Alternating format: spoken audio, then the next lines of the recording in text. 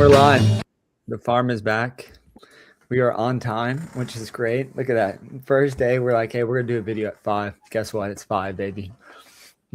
Punctuality is important here. Oh, my goodness. And you're blurry already. What is this? I know. It never happens to me like this either. Which is so No. It's you'll just go in and out and I'll pop back in. We're breaking down the 7 games. Is it 7 games? Yeah, it is 7 games. 7-game MLB slate. I don't know. I think you're doing a pretty big team. The slate is kind of weird, in my opinion. I wish they would have included the 6 o'clock games because I do feel like because most of the games actually start at 9. I think every one of them starts at 9 except for one, I believe. Yeah, there's a 7:40 game. Yeah, there's a 7:40 game, which is a game that is interesting, but it is a weird slate. I don't know why they didn't include it that way. We have a lot of teams in the semis. We have some teams leading to the semis, so hopefully they can continue to run here. I think we have a 7:40, 9:38, 9:40, 9:40, 9:40, 9:40, 9:45. So we're not going to get a bunch of lineups. The good thing about doing this later in the day, if you just cancel your camera in and out, it'll go back. Or if you just change the resolution and like switch it, even if it's down, switch it up or down, it'll fix it. Yeah, I'm going to fix it now.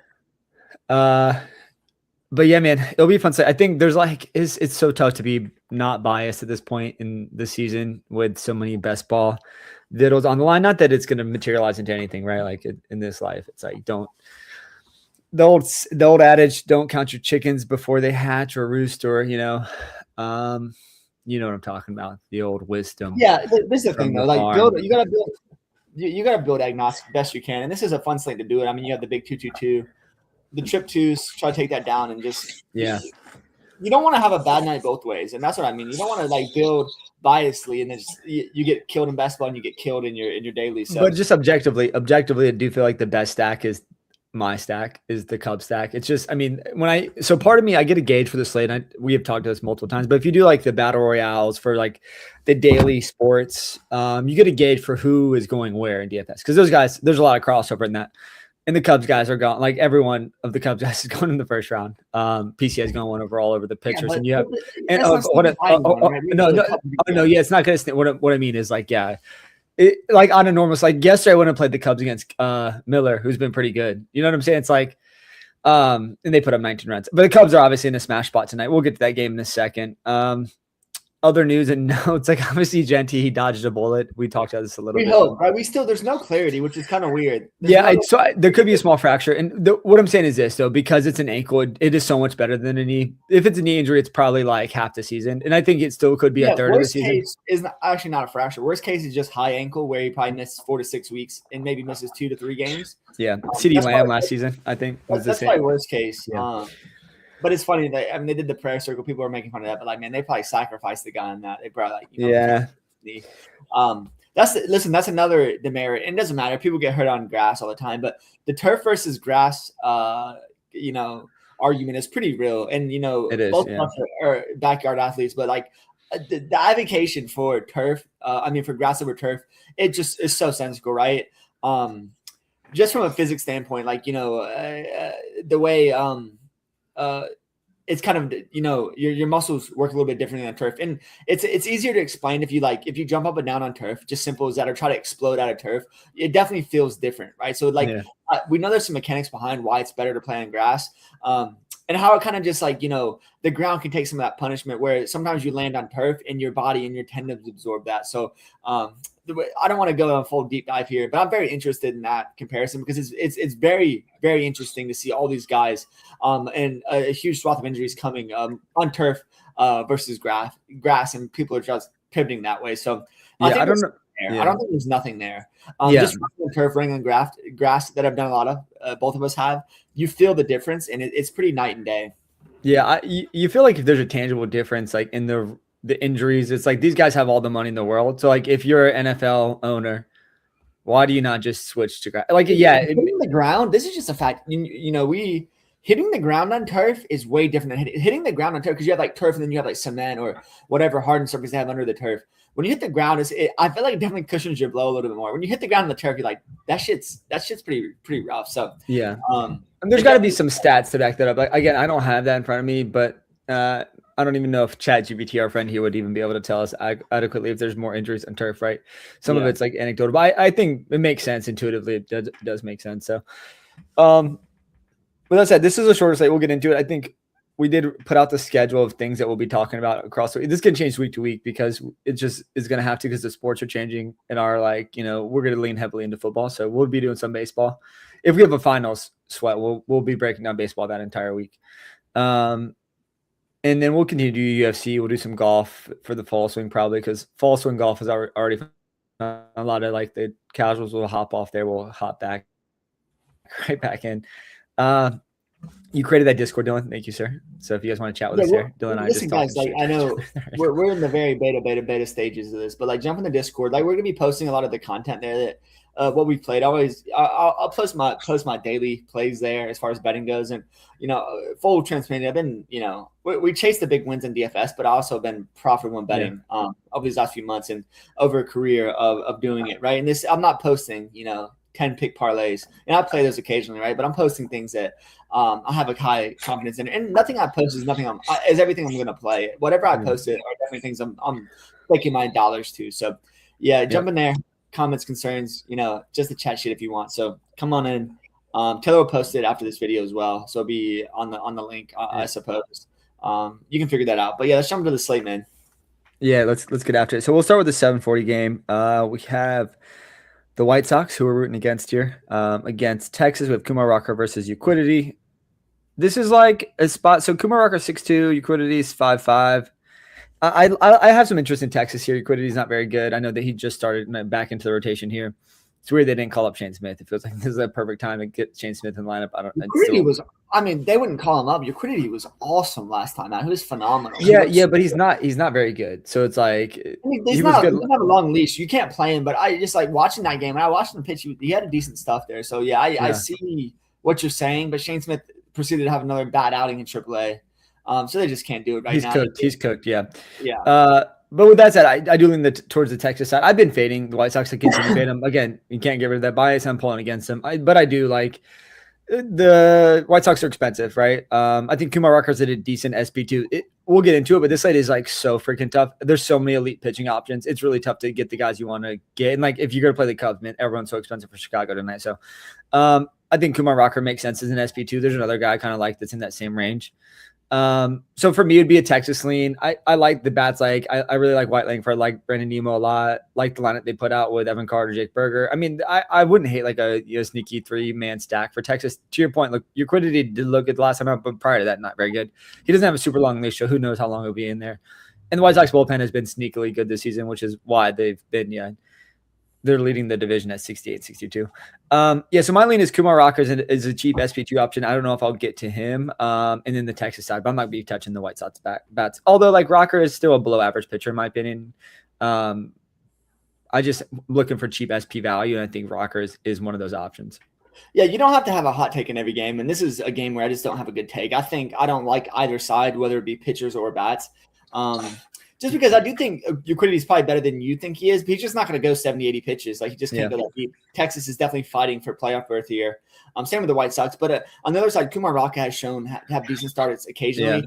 Don't want to play him against the White Sox, right? They don't really strike out. Antonachi's a menace at the top of the lineup. You have Murakami, Vargas, and Colson Montgomery. Montgomery's kind of been slumping, but they hit the shit out of the ball. So those guys are always a risk to hit one out. And Kumar Rocker doesn't strike enough guys out to be valuable in this slate. So you're saying SB2 on a slate full of good pitching options. I just don't think you touch the pitchers in this game.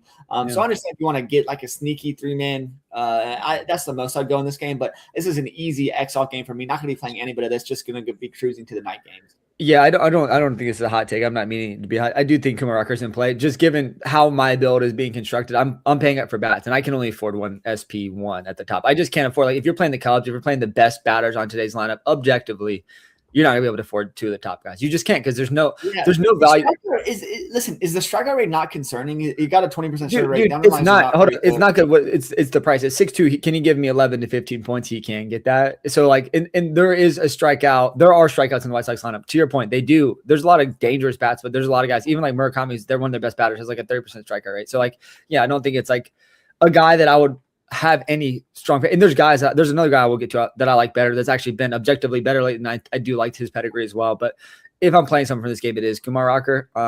Because I think there is value at 6'2". I think 15 points would be fine, and you'd be happy with that.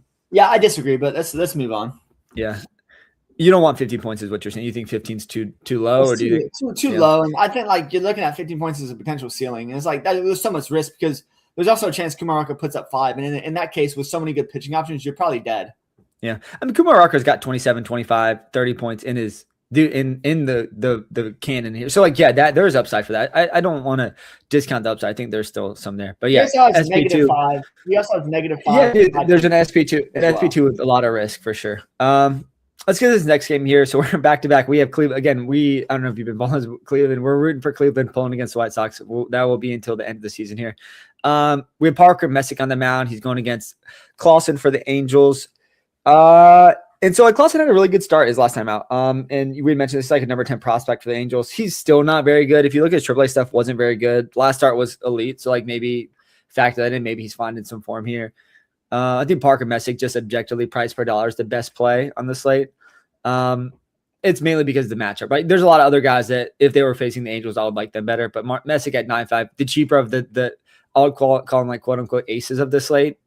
Because phenomenal. I think you're underselling him. He's an amazing pitcher and he's in an amazing spot. That's what I mean. Yeah, that's what I'm saying. What I mean is, but like if you had like Wheeler against the Angels, it would still be Wheeler against the Angels over Wheeler's matchup. So like what I mean is like I think Parker Messick is my favorite SP. Like he'll be a guy playing every team I build tonight. I won't build a team without him at 9.5. I think he could be $1,000 more expensive, and I'd still probably play him over some of the guys just given this matchup against the Angels. Clausen, like, so when I'm looking for cheap value, like I looked at Cleveland because I'm like, is Cleveland like, okay, can you play Cleveland against Clausen, a rookie who's like a top 10 prospect in the Angels organization that's not very good for an Angels team that's like kind of given up with a bad Angels bullpen. So like, yeah, Clausen could go out and have another good performance, but I don't hate some of the cheap bats. You have Rocchio at like 2.4. You have Gianno, the prospect at second base, at like 2.6. You have Benzana. Only one of those guys is going to play though. Either Rocchio or Gianno. They've been splitting. It's been a mixture because even like Bailey too. So like there's guys I think that are cheap, and if you want some like a cheap value stack, I think Cleveland on the road in the Angels ballpark is not a bad option. Again, it's kind of thin, but when I'm looking to get like an SP1 that I really like and stack the Cubs, I feel like I may need that. So you want to wait and see that. I was hoping we'd get their lineup out before we finish today. Another undersell in my opinion. I think Cleveland is one of the best plays on the slate. I think outside of Chicago, they're my favorite. And my favorite thing is weird because last time you liked Clausen, so give it to me. Yeah, because I do like Clausen against guys that strike out, and he was against a team that does strike out. And in this spot, do you know what Clausen's walk percentage is? It's 17%. That's untenable. Like that means there's going to be spots where he absolutely gets shelled and he doesn't camp on the zone. And Cleveland, a patient team like this, is going to get to him. So yeah, it's my favorite thing to do because people are going to see that Clausen performance last time out, maybe undervalue the Guardians lineup, and I hope that is the case because I love the Guardians in this spot. Outside of the Cubs, they're probably my second favorite team on the slate. 3, 4, 5 man, I'm happy with that. It depends on what Cubs I can fit in. I love Cleveland. We're going to wait on lineups. As you mentioned, Rocchio and Genao, like guys that Genao's underlying is phenomenal too. So whoever's in the lineup there, like that's some value. I don't mind paying up for Jose either. He's been in and out of the lineup. You can see him hitting a home run here. You can see Cleveland putting up a big number against Clausen. As I mentioned, that 17% walk percentage is going to come back to bite them. Cleveland is not a team that strikes out at a high clip, right? There's multiple guys in this lineup that have an under 10% strikeout rate. So that's going to cause him all sorts of issues in this matchup. So I love that he had a huge outing last time out because I think people are going to maybe shy away from Cleveland or maybe even potentially see him as a SP2 value. So no way, shape, or form. Cleveland is another one of those bets I'd mentioned earlier. I put in the Discord. They're a hammer bet for me to win this game. Messick on the mound. I think this is a huge spot for them. I think we can see them putting up 7 to 10 runs in this spot. So Cleveland is an easy smash pay on the slate for me. Waiting on lineups, right, to see if there's value there. You mentioned Bailey. Swinging a pretty good bat right now. Low at first base, pretty cheap as well. There's value on this team. So just got to wait. If Halpin's in the lineup, another guy that's a pretty toolsy guy, right, can hit, can still. So yeah, the Cleveland lineup is very interesting to me. See what comes out. Probably gonna be pairing them with the Cubs in my 2-2-2. But yeah, Cleveland one of my favorite bets on the board as well.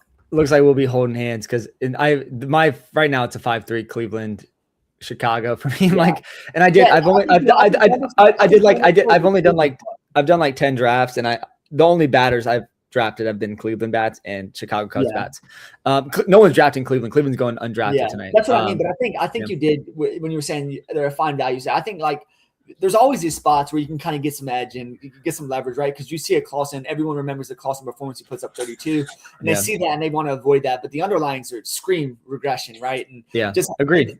I've been stacking against him. The K minus BB is a very glaring stat where you can get guys that get piled on.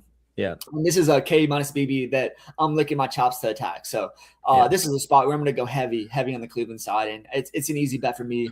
I got them at minus 145. I'm going to pair that with the Cubs, get a nice plus 180 on there, lay a pretty big bet on that as well. So we'll get to that game when we get to that game. But yeah, Cleveland is one of my favorite spots on the board, which means they're going to put up a cool Chris Zero. Chase DeLauder is another guy I really like. So he's a streaky guy, and he's been pretty hot lately, and I think I kind of want to continue to ride that. He's a little bit more expensive, but on the whole, outside of Jose Ramirez, like everyone's pretty cheap. Steven Kwan has even been hitting well, seeing the ball really well, moved him back to the top of the order. A guy that could see 5 plate appearances here, could put up, he could dink and dunk his way to 15 to 20 points. So I'm with you, man. I do like Cleveland a lot. And Joe Adell as well, right? Joe Adell running so much pop in that lineup, only 3.9. I mean, Kwan doesn't quite have the power profile that you want, hasn't stolen as many bases lately. But like there's so much value there, right? Just get the guys that can fit in. Definitely like the spot. Like I said, I bet Messick win as well. I like that at plus 110 is what I got it early in the morning. So I like this game up and down. This seems like a game you bet the alt spread to like minus 4.5, where Cleveland just comes in and cooks. I can't get it at 4.5. I think that they're maxing out at 3.5, which is fine. But I totally see that as well. Cool. Well, let's move to the next game. This is the creme de la creme. We have Chicago Cubs versus Arizona Diamondbacks. We have Gausman on the mound for the Cubs and Merrill Kelly on the mound for Arizona. Yeah, I love the Cubs here, man. Pitching wise, I guess you could play Gausman. Like, is he fully healthy? Is he okay? Like in this spot at 8.5, like I don't hate him as like an SP2 against Arizona. Arizona's been somewhat weak lately. Ketel Marte, is he going to play today? I don't know if he will. There's still some like weirdness going on. I think there's a 10% chance you never see Ketel Marte play for the Diamondbacks again. Yeah, and he has a massive contract there. Yeah, so to me, it's like Gausman is one of those Jekyll and Hyde guys, but at 8.5, he does seem like a little bit of a value at it. Like SP2, if you want one of the top guys in Gausman, I don't hate that. Like Messick and Gausman feels pretty safe on the slate. But yeah, I love the Chicago bats. They are very expensive, right? Like PCA could put up 20 points, and honestly, that's probably not enough in the outfield at his price. So that is the issue with PCA. I love him tonight. And the thing that they want him to win MVP, so every time he's on, he's running. He's on first, he's running. He's on second, he's running. He's on third. He may even try to steal home. They just want him to get as many counting stats as possible. And because of that, I want to play him in DFS because like they know like those correlate to like MVP stats. That's gonna fit the package. And I think he's like minus 150, minus 170 to win the MVP in the NL right now. And I think he'll probably get there. And I think this is another big performance here. Merrill Kelly is just like a shell of himself. He does at times can elicit some soft contact, but he can't strike anybody out. And honestly, man, like he's older. And as we get into the season, we see these older pitchers just start to lose their stuff a little earlier. Last time Merrill Kelly was, I think he walked he gave up 7 base runners before he recorded out, something crazy like that. So I really I'm in on the Cubs. With that said, they're expensive. Bregman's the most expensive third baseman. PCA is the most expensive outfielder. Seiya Suzuki's in the mid 5s. I mean, you're paying for these guys. With that said, I like him a lot. I'm going to 5-man stack the Cubs wherever I play tonight. But you're going to have to make some concessions elsewhere because you're going to need value. So I'm not touching anything from the Arizona side. I am interested in Gausman, Dylan. And so he may end up being my SP2 just because I feel like he's safer than some of the other SP2 options we have. And Arizona's lineup is just pretty weak right now. So yeah, this is another wait and see for me as far as the lineups go because I love the Cubs. Love the Cubs as a bet. Gausman, like you said, is a fine speculative SP2 on the slate. He always has his performances. He can show up occasionally, but I just think his best days are definitely behind him. On the bat side, I mean, if Gabriel Arias, so there's some value, Pedro Martinez, any of these value bats, Pedro Ramirez, excuse me, any value bats on the Cubs lineup, I'm going to be gravitating towards as well. Love PCA, just the running upside. Just he presents so much upside in that lineup. So obviously, I'm going to see what they fit in. Definitely going to be looking at 3 to 5 men on that side, right? Any Cubs in my lineup, all aboard. Love them in the spot. Another easy bet for me as well. Cubs plus Cleveland by themselves as a 2-man parlay. Love that. I like those kinds of an anchor as well across a bigger portfolio. So yeah, love the Cubs here. Nothing to add. I think you broke it down pretty well. It's a Cubs smash spot. Merrill Kelly's just he's broken and he's just so hittable. There's no swing and miss pitch anymore for him. He's just too hittable at this point. And the Cubs are absolutely pounding team. So you have to worry when they score 17 runs and they pull their starters. But at that point, who gives a shit, right? They scored 17 runs, so the starters did all the damage, right? So for me, this is an easy Cubs smash. All right, let's ride Cubbies. All right, let's go to this next game. So this game is going to be interesting for Cooper. I think that this is where a lot of ownership will go. We're going to Sacramento. We have Minnesota coming to town. We have Zebby Matthews on the mound for Minnesota and Jeffrey Springs on the mound for the Athletics. So, like, I'm approaching this game as a fade, and this is going to be somewhat control. I think it's the highest total on the board, potentially overall, like 10.5 is what I saw it last. Dylan, Zebby Matthews is 5'7". Like, he's actually been pretty good lately. I think 5'7" is just too cheap. I really want to play him as SP2. There is risk still, right? It's in Sacramento, which hasn't played Zebby Matthews as your. I like Zebby Matthews as your SP2 call way more than Kumar Rocker. Oh, for sure. I think even with the $500, I mean, especially with a $500 discount, it's like, yeah, give me Zebby Matthews at 5'7". He puts up 15 points. You're like, yeah, even more throw. But I think there's a path to him putting up more than that here against this Athletics team. It's just been beat up. We've talked about this. There are some bats in the lineup that are cheap. So I wonder what, people are going to see these prices of the pitchers. People are going to see like a high total. I think people are going to go to bats here. I've been on the train of fade Minnesota all season. I will continue that trend here. I'm going to fade some ownership on the offensive side and just go pitchers here. And that pitcher is Zebby Matthews. Nothing else to add there, really. I'm going to avoid bats. I think this will be contrarian. I'll lose some ownership here. I think Ryan Jeffers was getting drafted in the first round. So that's just telling you where the field is going to be going. Everyone's picking up Minnesota guys. Behind the Chicago Cubs, it was all Minnesota bats. So I think Minnesota will be heavily owned here. So I'm going to kind of move off of that there. Yeah, I agree. I think this is a game I'm actually going to avoid. I think Zebby Matthews is interesting as an SP2. People love to play the Sacramento game, so it's just a spot where I can get leveraged by not playing it. So I'm just not going to be playing bats in this game. I understand the Zebby Matthews call. Springs is a guy that I used to think was decent at baseball, not anymore, right? So people are going to pile on here against the Twins on him. So I'm just hoping he can make it through, give up 3-4 runs, and not get shelled. So for me in this game, I'm just going to be plucking Zebby Matthews and praying that it doesn't go 10-12. Yeah, I think it's funny. We haven't talked about this today, but I feel like our teams are going to be pretty close to the same. I have so much law dog in best ball. So if he has 2 runs, fantastic for my best ball. But it's just a spot where I just don't have full confidence. Like I said, I do think Zebby has a great prospect, pedigree. So maybe he's going to start to show. And he has games where he can put up 20 points and do pretty well. And he had a 10 strikeout performance maybe 4 starts ago. So that's encouraging. And this is a spot we know the best Athletics are hurt. So it's definitely a spot you can consider him. The park is concerning, right? So it's just one of those things. Like I'll consider him as an SP2, probably not a priority spend for me or priority play. Even that being the case, just hope this game underwhelms. Yeah, I'm with you, man. Let's ride with Zebby. This is a guy we like coming into. We've seen some shakiness, but he doesn't walk a lot of guys. The strikeout rate's okay. He does get hit hard when he does get hit, so it could be ugly quick. But let's just hopefully he can elicit some soft contact. Don't leave a lot of guys on base because he will give up a couple hits. Let's go to this next game. We're going to Seattle. This is definitely a pitcher or pass game. We have Philly coming to town. Zach Wheeler on the mound for the Philadelphia Phillies, and we have Logan Gilbert for Seattle here. My lean, so Gilbert's 9.8, Wheeler's 10.8. Even at the $1,000 discount, I would prefer Wheeler. This is tough. I would prefer Wheeler. Gilbert has been there's been some like shakiness lately. I think Wheeler's just a more complete pitcher. I think Seattle's a worse offense. But Philly does strike out too. So this is a just complete pitcher or pass game. The problem is going to be affording like Wheeler and Messick together with the Cubs, right? That is the issue I have. And straight up, I think I do just prefer the Messick matchup at like the $1,300 discount. So I think if I'd rank him, it'd go Wheeler then Gilbert in this game. But it's way too thin to play any bats. Don't play anyone from this game offensively. Yeah, I feel exactly the same way you do. I think it's Wheeler first and then Gilbert if you're interested in pitchers. But it's definitely pitcher or pass. But I definitely prefer Burns straight up to Wheeler for $200 more. Just facing the Giants in San Francisco. So if you're paying up in that range, I definitely prefer the Burns side. So pitcher or pass, but it might just be a pass for me just considering the prices of the pitchers. Yeah, agreed. That's a quick one there. No need to hash that out anymore. Let's go to San Diego. We have Braxton Ashcraft pitching for Pittsburgh, who's coming to town, and we have Robbie Ray for San Diego. Ashcraft's been good again. Like there was like a stretch there. He looked kind of subpar. The problem is at 10K, San Diego's been heating up. So I just don't love it. I do think he can come out here and have like a 25-point performance at 10K. I do think Messick and Wheeler have better upside though. So in Burns as well. So I don't think I'm going to be playing Braxton, although you could play him against San Diego. The back half of San Diego's lineup still not very good, but Merrill and Tatis have just been on fire the last like month of the season. And even like guys like France and Machado have been hitting the ball a lot better. with that said, I don't think you should even consider San Diego here. I think it's going to be too thin against Ashcraft. And then Robbie Ray, this is a guy I've talked about a couple times. I think Pittsburgh is like a sneaky stack.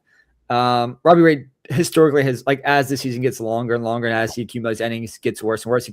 He's always has a walk problem, but it starts to tick up later in the season.